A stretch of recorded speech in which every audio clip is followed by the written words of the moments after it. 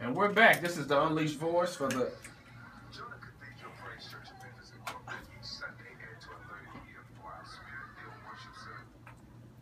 We're back. This is the Unleashed Voice for the LGBTQ community live on KWAM 990 Talk Radio.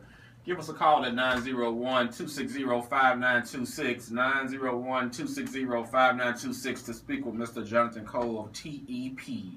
So, Jonathan, what is the public's opinion right now of the marriage equality fight? The last poll that I saw, and this is from April 2015, is that 61% believe in the freedom to marry for same-gender couples. So it's really moved quite far nationally. It's going to vary from state to state, but nationally it's 61%. Don't take our state percentage. but even Tennessee has moved, because if you look at, back in 2006 we had a marriage amendment that passed with an 81% margin. Really? But there was a Vanderbilt poll that was done, I think, last year. And that number has reduced down to about 60%. Oh, wow. That opposes marriage equality. So there's been a 20 point percentage drop in opposition to marriage equality in Tennessee in about an 8-year period. So even Tennessee is changing. Not fast enough, but even Tennessee is changing. Tennessee is changing, and the whole prospect of marriage and marriage equality and the way people view same-sex couples than it did 20 years ago, because people are more visible now. And you have radio shows like our radio show where you get, we're here weekly and we have open dialogue and honest discussion, and people get an inside glimpse to the LGBTQ community.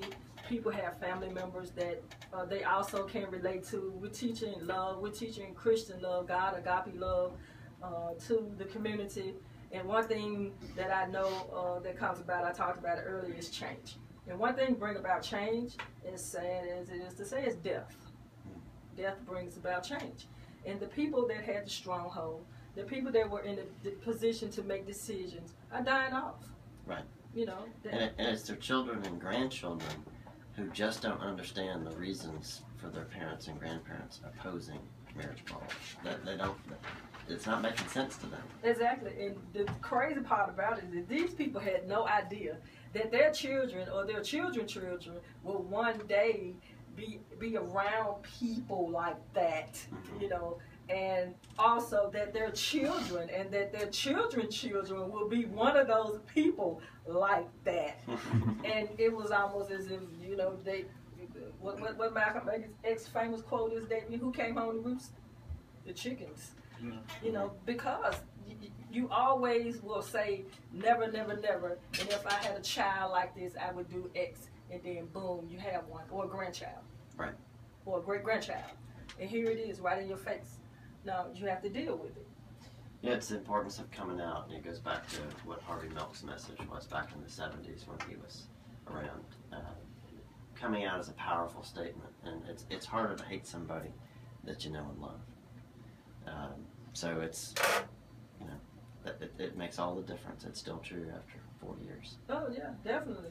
And you know, one of our centers right here in Memphis, Tennessee, the Memphis Gay and Lesbian Community Center on Cooper, had a big rally last week, and we were a part of that, and it was so moving to see so many people come out and support and blowing a horn, driving up and down the street. The news media were there. Yeah.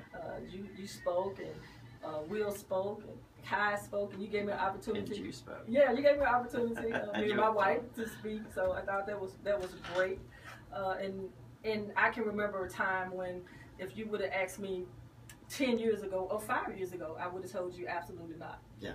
Yeah. Well, you know, like I said, in 2006 we had that marriage amendment on the ballot. I was one of those folks. There was a small handful of us that were going door to door, knocking on people's doors and saying, hey, please vote against this. And we lost. And to look almost 10 years later and see that we're right on the cusp of seeing that amendment overturned, I would not have predicted that. So it just goes to show that if you keep working on something, you can make change happen. But it's a shame that you have to, quote unquote, come out to bring about a change. you know, But they I agree with have it. to. No. I'm not saying that. I'm saying that it's a shame that you even have to go there. Yeah. You know? But I think the reason things don't change is because of fear. No. If you take away fear, Mm-hmm. then then understanding follows, and it's only through understanding that we see that change is not a threat to us. But that's always been the tactic of the oppressor. Right. They use fear tactics. They did the same thing when they said slaves, when they're free, what they would do. Right. They did the same thing when they said when you legalize alcohol, Mhm. what's going to happen. They'll do the same thing when they say when you legalize marijuana, what's going to happen. Mhm. People always use these tactics. They said there were weapons of mass destruction. Right. And they, you know, hey, that's what people in the position they do. They use those scare tactics and they scare the public that's not informed and just listen to Fox News and newscast companies like that, and that's what they do. And to answer what you said, Darian, about coming out, you have to, because if you don't come out and if you don't stand up for what's right and for what you believe in, who's going to do it? All I'm saying is this: you don't see other sectors of people walking around and say, "Hey, I'm straight. Hey, I'm black. Hey, I'm white." You know, it's sad that you have to identify and do stuff like that. It's